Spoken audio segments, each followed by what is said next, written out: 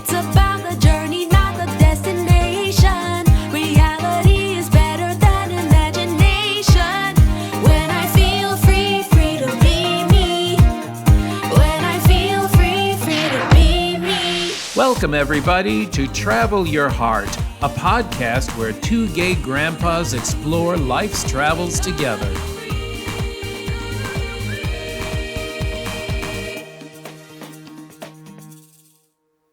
Hey, everybody, it's Grandpa Bobby. Grandpa Scott. And welcome to another episode of Travel Your Heart, a podcast from two gay grandpas. That would be us. That would be us. So good morning, Grandpa. How are you doing today? Good morning, Grandpa. I'm fine. And you? I am doing just fine today. Excited about our new podcast. Yeah. What are we going to do today? Well, we're going to do another Do Ask, Do Tell. We have received so many questions, and we actually kind of enjoy doing that. Gives you an idea a little bit more about us. And these are actually some of my favorite videos and podcasts because they let us know what our followers are thinking about and what's important to them and what they want to know about us. Yep. So I'm going to be reading all the questions today for a very good reason. Why don't you tell them? Yes, Grandpa Scott had a Cadillac. A Cadillac. No, you had a Cadillac? I had cataract surgery. And this eye, and of course, being Grandpa Scott, what normally would take a few days is taking me a few weeks. Yeah, 2 weeks, yeah. To kind of get over, so I'm still having some blurred vision. Right, so I'm going to be reading the questions today, and Grandpa Scott hasn't seen these. What I've done is gotten all the questions together, and I jotted them down, and we haven't gone over any answers, so who knows what's going to come out of his mouth. Coffee? No. So why don't we start? All right, you want to... Okay, so this one came from a follower who has not traveled before, and she said, if you had to pick one country for a first-time traveler to visit, which country would you recommend and why? Oh, boy. That's a good question. It's a great question. Because there are so many great countries out there, great places to visit. What would you recommend? I know what I have in my mind. Okay. Italy. Yeah, I knew you'd go there. And Italy, because of all of the historical sites that are there, and I love the history, the food. I knew you'd mention the food. The food, the wine. Yes.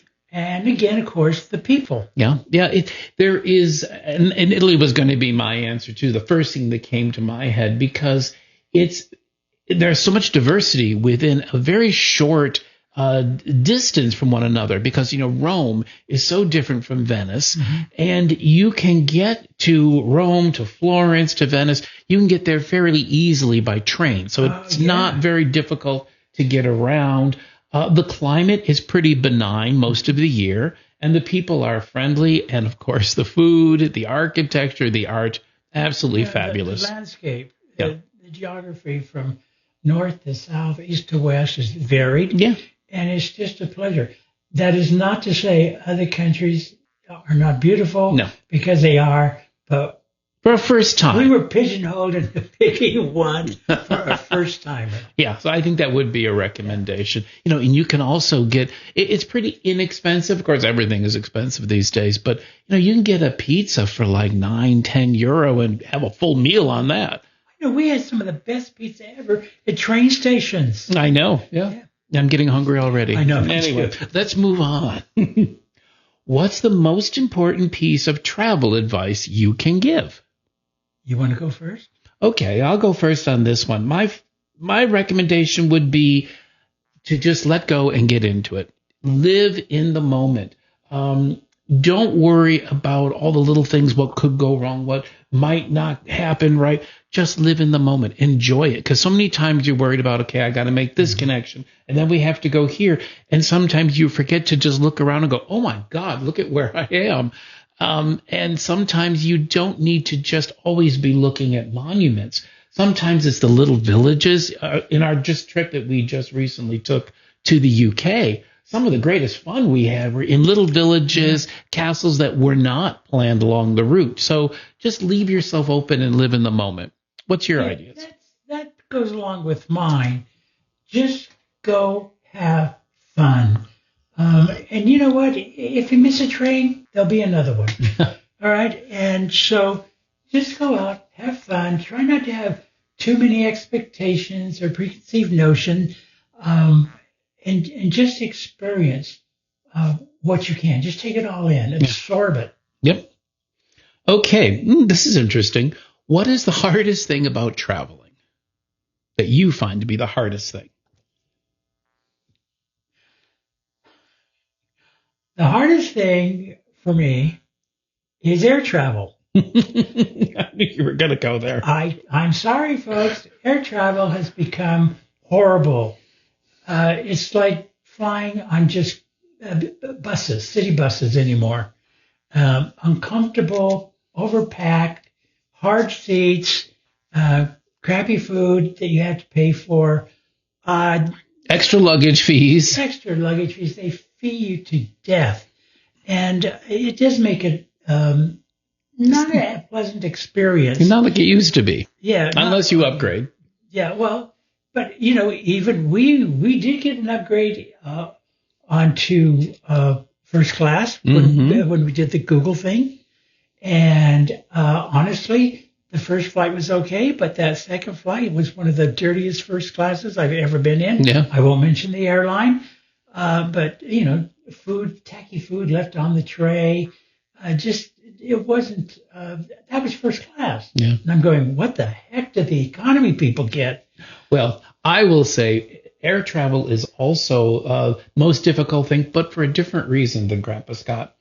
Traveling with Grandpa Scott on an airplane is challenging, especially on a long flight. Now, for me, when I travel, I'm the type that, okay, I've got my book, I've got things loaded up on my pad, I'm just going to curl up into my corner, give me a little blanket and my pillow, and I'm just fine.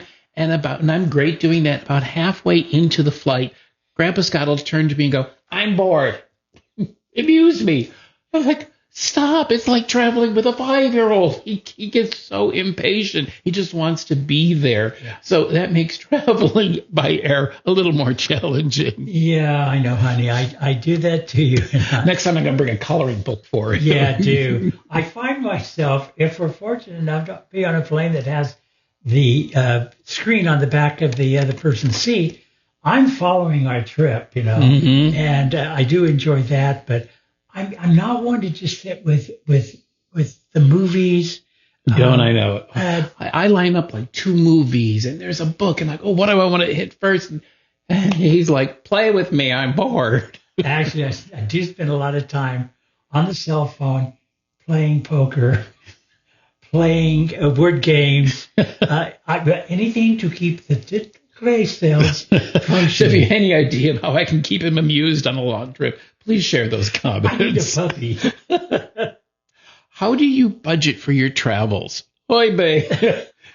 One assumes that we budget for our travels. We do. We do a lot of planning. And now doing content creation, we really have to plan out like a year, sometimes a year and a half in advance. And we look at what the amount of money we believe we'll have in terms of expenditures. And then we budget for it. We set aside money. Like I said, before in a travel video, we have a travel account that we put any kind of money that we get. When folks watch our YouTube channel and there's the ads on it, the money that we get there goes into the travel.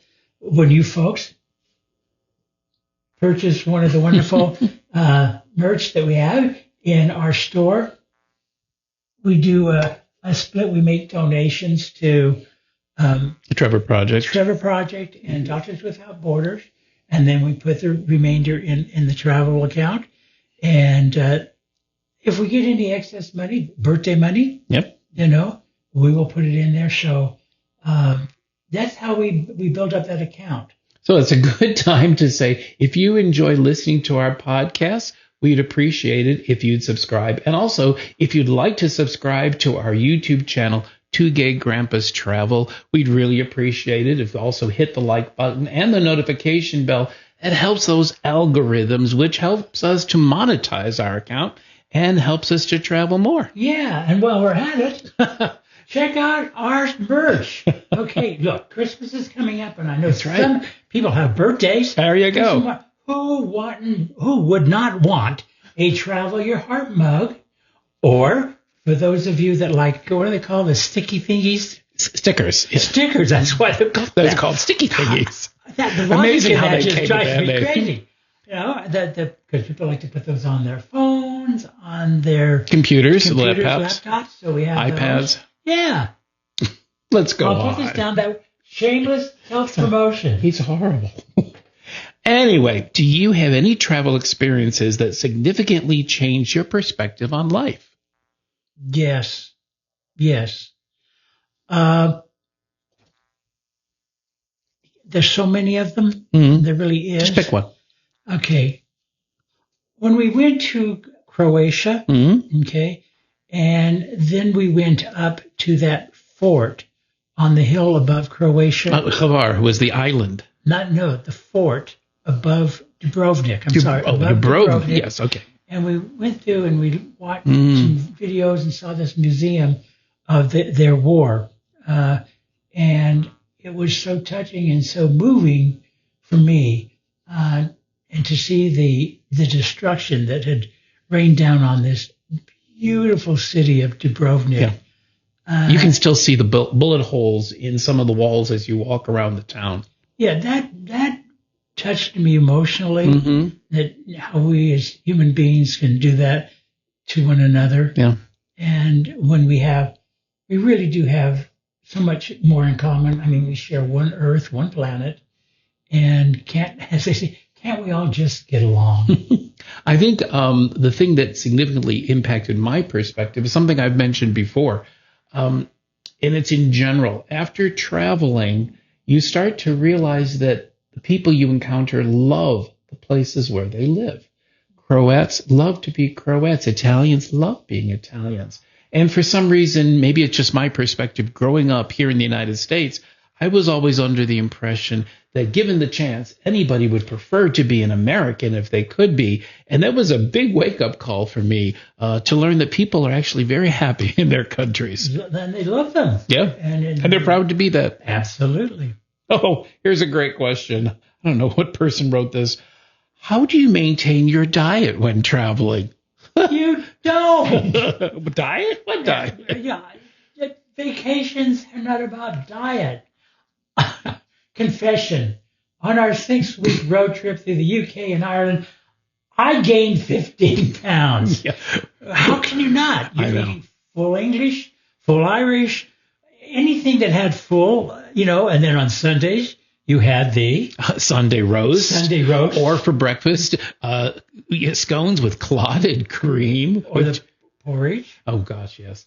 Well, the gist of it is very challenging to diet. But if you can, walk a lot. Oh, yeah. You'll do a lot of walking. In fact, I think one of the few vacations where we didn't gain weight was we had a long driving trip through France. And France has a lot of fabulous salads. And for some reason, we didn't gain as much. Of course, we were years younger. It gets harder as you get older, let me tell you. And I always say anytime we're on a cruise and we go to the gym, I always say I'm going to start out the morning at that gym. And never happened. Yeah, the only time I ever got into the gym on a cruise ship was to film it. Yeah. Okay, being honest. Yeah. But full disclosure. That's that. Since getting back, I've lost 11 of those 15 pounds. And that's why we sometimes have to come back for a while, just so that we can get on our diets, take care of our medical issues, and just repair and refresh before the next journey. Yeah, well, the whole point is you're over there and you're seeing all of this new food, and you just want to sample and graze. Of course, and one of our phrases, no meal, no memory. No meal, no memory. Okay, what advice would you give to somebody if you get lost in a foreign country and you don't speak their language? Well, just explore or seek out help. And that is probably a great story for you to say. Yes. Well, what happened is the very first time we went to Switzerland, we hadn't intended to go to Switzerland. We were driving in northern Italy and took a turn. This was before GPS in the cars. And we ended up in Switzerland. We ended up in downtown. Yeah. And we were just, oh my God, where are we? We were in, what was the city? I don't think it was Geneva. I can't even remember what city it was now. But anyway, so we were in this very urban area, parked and said, okay, we just got to get out of the car. And I remembered a piece of advice that I had heard on television before, and that was find the first 5-star hotel you can find. So we were walking and I saw the Peninsula Hotel. I went into the Peninsula Hotel, went up to the concierge, and of course, being a 5-star hotel, they spoke perfect English, which is important to remember. And he pulled out a map, gave us a little guide, and showed us exactly how to get on our way. So always try to look for information and helpful people, but always a 5-star hotel if you can find one. Actually, one of the most helpful people was a person who didn't even know they were helping us. Remember, we were just on the Italian autostrada, but the next thing, the autostrada ended downtown, and we came to a dead end on our side. But on the there was like an opening or a side next to it, and this motorcyclist came by and just took it. And I said, "Well, it must be Follow legal. him. Follow that motorcyclist." When in doubt. And that motorcyclist, unbeknownst to him, got us to the peninsula. Yes. And also, nowadays, even overmapped GPS. Or both. Yes.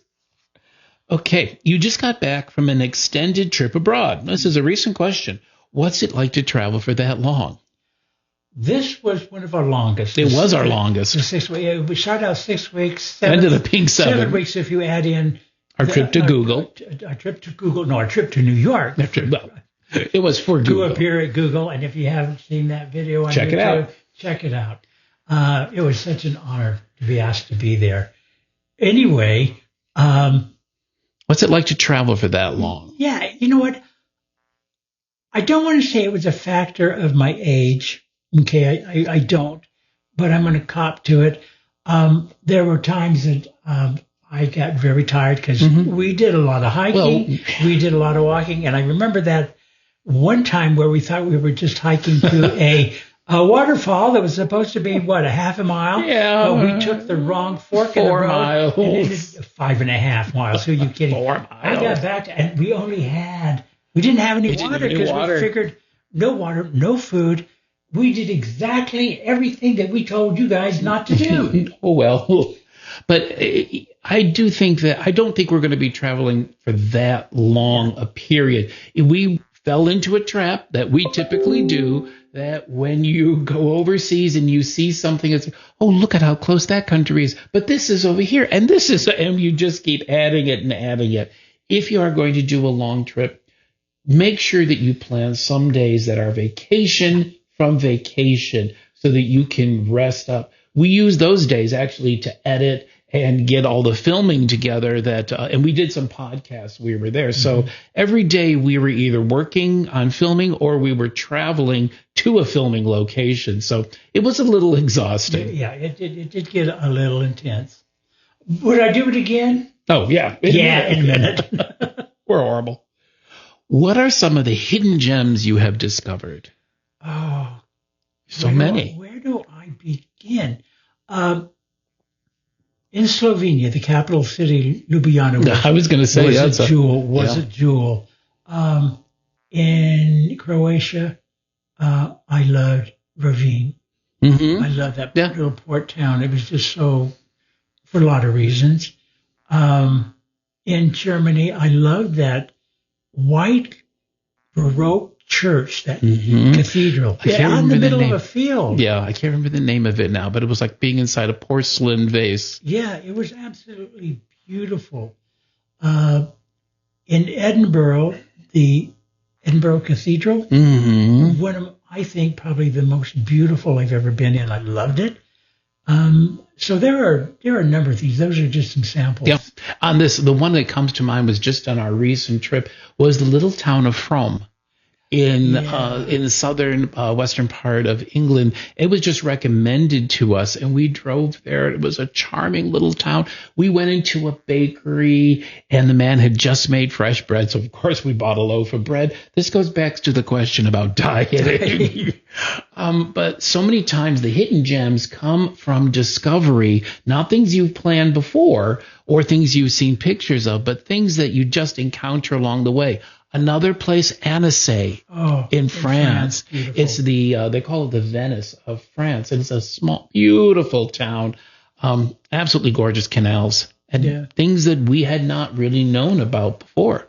Yeah, and in Canada. Mm-hmm. In Canada, you know, when we were going up, the drive from Vancouver up to Whistler, what they call the Sea to Sky, the waterfalls. Yeah. And then, stunning. I mean, it was, there's just so much in this world that's so beautiful. Just keep your eyes open. Yeah.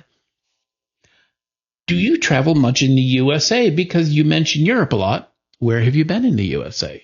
All right. We have been to 21 states. At least. Well, I've been to a few more because I used to live on the East Coast, and my family, we would travel down to Florida. And you're older. Well, no.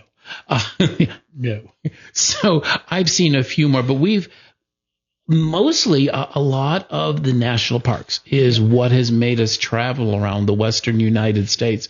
We have seen, gosh, how many national parks? Grand Canyon, Teton. We have at least a dozen. Because we have that app, the National Park System. We've been to 29. Oh, wow. Yeah, so we've been to a lot of parks. We used to do a lot of camping, but of course, we weren't filming at the time, so we'll have to go back and film. We did a year before this. We did do some filming. We did do some filming. That was just before the National Park System got a little picky about content creators, and I kind of rebelled. Grandpa couldn't fly his drone. Let's cut to the chase. It wasn't just that. They wanted so much money per national park to film in it. And it was like, we're filming with little equipment. We're not commercial photographers or filming an automobile commercial, for heaven's sakes. It was... Does take a little of the fun out of it. Yeah, and also they have become so packed. And I understand the National Park System wanting to preserve them because, let's face it, there are a lot of people, and you've seen the things on TikTok and YouTube and Instagram going out there and sending their kids to be standing near elk during rut season, trying to get a close up with the buffalo or walking over the geyser floors and all that where you could fall in, and that just a total disrespect, which also bothers me. But we were fortunate enough to get to a lot of the national parks before before they got too crowded. Yeah, before. But we've also done things like driven up the entire California and Northwest coast. Yeah. We've been to major cities like Chicago, New York, Miami. We enjoy, every single place has a different thing to enjoy. Yeah. So mainly it's get out there and do it. Well, which is a good last question. What future travel plans do you have on the books? Wow. Well, some of it's still in planning. Mm-hmm. We will be leaving the day after Thanksgiving. Yeah. We're flying. Mm-hmm. We're flying to London. That'll be our first stop on about a almost 15-day exploration adventure of Christmas markets in Europe. In Europe and in England. Well, we're starting off with England is part of Europe. Well, okay. They may have left the EU, but I think they're still part of Europe. But the whole Brexit thing threw me off, okay? Anyway, this is Grandpa Scott's very special birthday. I'm 22. Yeah. And this is my present to him. So we're going to start off in London. We're going to go to Paris. We're going to go to Colmar, Strasbourg, Cologne, and Brussels. And we're going to see all the Christmas markets, and we're going to film them and bring them to you. Yeah. We'll be putting those out on the YouTube channel. So watch for those. Yep. And then next summer, we're going to be in the Mediterranean. Mm-hmm. Yay! We're taking a cruise. 10 day. Yeah, in the Mediterranean ports and seeing some interesting places I've always wanted to see, like Casablanca and Mallorca And then we're still planning what else we're going to do over there, Spain, Portugal. So that's kind of up in the air. And we have something that we're working on. Yes, we're still working on it. It's because these things are always, have to be done well if they're going to come off right. But It might be something that we could share with our viewers. well, the whole thing is we're planning our first group cruise, and we're really looking forward to that. There's just a lot A lot that goes into it. And we don't want to make any announcements until we have things down to make sure it's right for us and right for you. But there'll be a website that you can go to sign up or to explore the itinerary. But we're looking forward to that. Yep, so that's in the works, but that would be next year as well. Yeah. So we do have more things to go on. We still are looking at hopefully being able to go to Tokyo with a couple of our grandkids in 2026. Yeah. That's coming up too. Yep, that'll be down the road. So what did you think of this episode, Grandpa? I think, well, I know that I love it when we get asked questions and that we can respond to them and kind of share a little more like about our ourselves. diets. Yeah, or lack of. Yay. Yeah. So, and please continue to send in questions. Yeah, we love it. appreciate it. We always love to hear your comments, and we'll answer every single one. Yeah, on the podcast, wherever you're listening to, you know that you can send us a text or an email. Mm-hmm. There's a little place for you to do that. We love hearing from you.